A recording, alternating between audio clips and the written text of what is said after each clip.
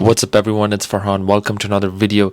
DJI released a massive upgrade for the DJI Mavic 3 and I went out early this morning to go test out the features. Just to go over quickly what the update was about, they added Quickshots, they added Panorama photos, burst shooting, digital zoom, and they added the color display assist for D-Log, and they added 4K 60 for master shots.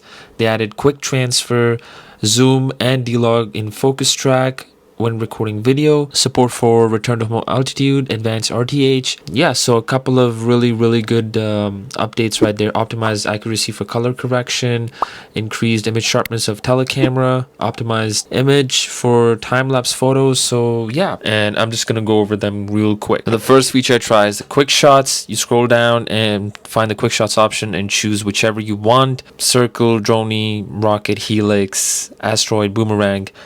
And for now it doesn't record in D-Log, but you do have manual control settings. Now when I saw the user interface for this manual control settings, I was just amazed. It's so much more convenient. You have all the settings you could possibly want right at the bottom of your screen. There's a table that opens up and you can choose it. In my opinion, so much better, instead of having to tap on the three dots in the top right corner and go to settings and then choose whatever different options you might have to choose. But this is really cool. Now the quick shots are pretty simple. You just draw a box around yourself and then just hit go, and the drone moves, performs a quick shot, comes back to you. Pretty simple. Now this is something I've been waiting for a while: the color display assist when recording videos in D-Log. You can either toggle this on from your settings from the bottom right of your screen, or go into settings and do it from there. Pretty cool. Now I try active track features in D-Log. Now I try to do it in 5.1K. It still doesn't work. I don't think it will, but it does support 4K and up to 60 frames per second, so that is pretty good. Yeah, I've been waiting to use these features, but in D-Log previously it was only in normal mode. So yeah, I just select 4K, 30 frames per second, and you also have manual controls, and it's in the new user interface where you tap on the options below and then the whole table opens up.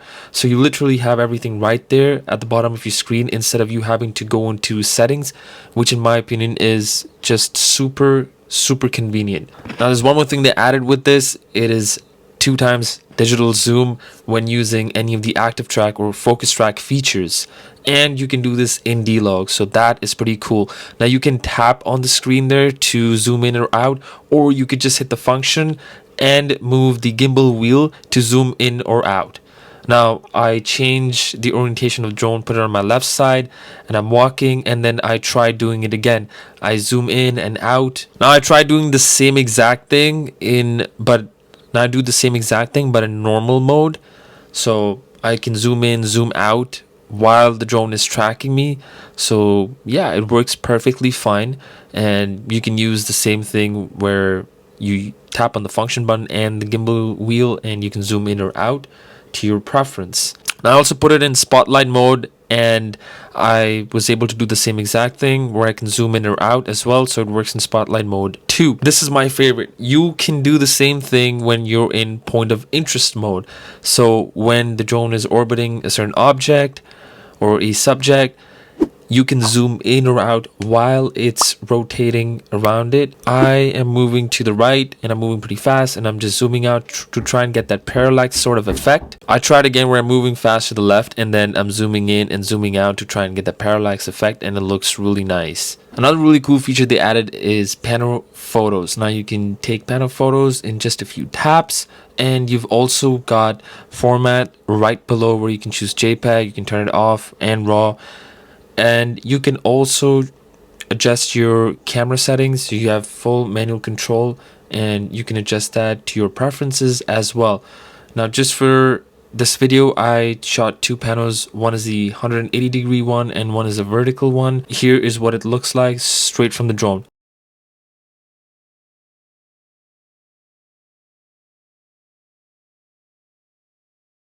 Another thing to keep in mind is that they also added burst photo, so that is pretty cool. Now for master shots, they added a new feature of 60 frames per second. So once you select your subject, you can choose 1080p 4K, 30 frames per second, or 60 frames per second. Now there's no D-Log, but it shoots in normal mode, but you do have manual controls. And what I really like, again, I want to mention this, is that you have every setting that you could possibly want right on your screen, instead of you having to tap on the top right corner and then go into settings and choosing it from there. You could just do it from right below. Hyperlapse also got a new feature. So when you go into settings, you can turn on shot frames. So basically it lets you know that this part within these four corners is what will be in your hyperlapse when you crop it to 16:9 in post. As far as the telephoto is concerned, I'm a little disappointed because they didn't add D-Log or raw photos, but they said that the image is much more sharper. Now